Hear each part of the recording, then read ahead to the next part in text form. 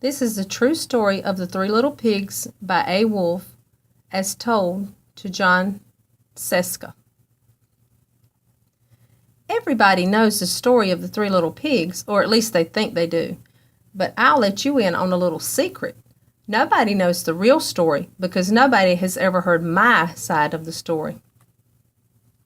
I'm the wolf, Alexander T. Wolfe. You can call me Al.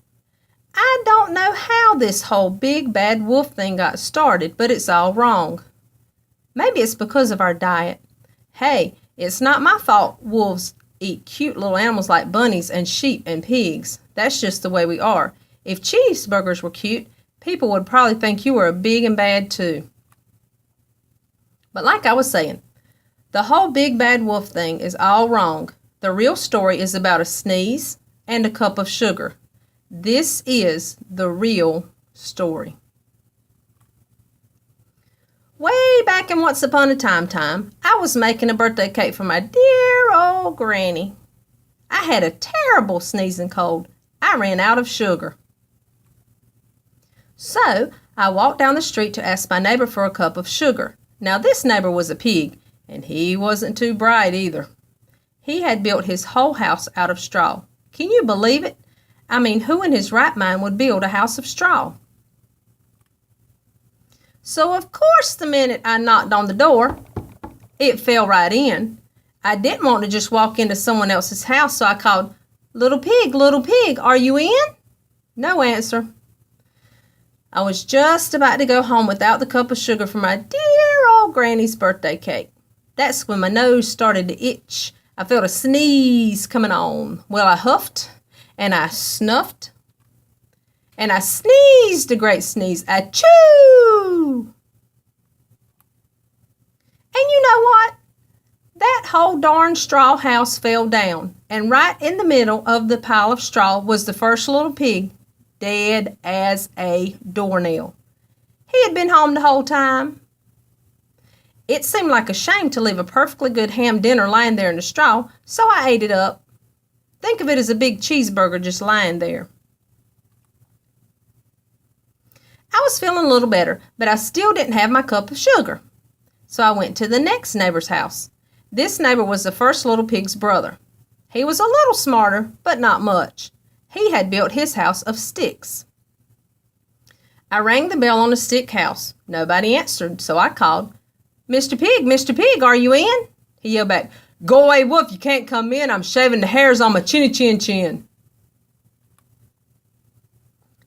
I had just grabbed the doorknob when I felt another sneeze coming on. I huffed and I snuffed and I tried to cover my mouth, but I sneezed a great sneeze. Achoo! And you're not going to believe it, but this guy's house fell down just like his brother's. When the dust cleared, there was the second little pig, dead as a doornail. Wolf's honor. Now you know food will spoil if you just leave it out in the open, so I did the only thing there was to do.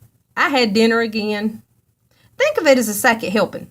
I was getting awfully full, but my cold was feeling a little better, and I still didn't have my cup of sugar for my dear old granny's birthday cake.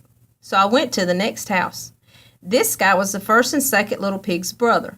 He must have been the brains of the family. He had built his house of bricks.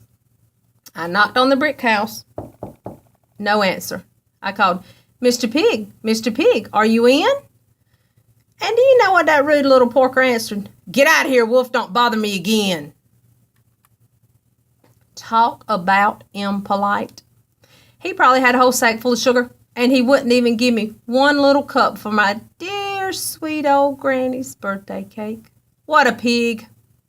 I was just about to go home and maybe make a nice birthday card instead of a cake when I felt my cold coming on. I huffed and I snuffed and I sneezed once again. Achoo! Then the third little pig yelled, and your old granny can sit on a pin. Now, I'm usually a pretty calm fella, but when somebody talks about my granny like that, I go a little crazy. When the cops drove up, of course I was trying to break down the pig's door. And the whole time I was huffing and puffing and sneezing and making a real scene.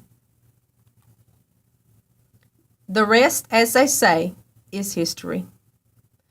The news reporters found out about the 2 pigs I had for dinner. They figured a sick guy going to borrow a cup of sugar didn't sound very exciting. So they jazzed up the story with all that huff and puff and blow your house down. And they made me the big bad wolf. That's it.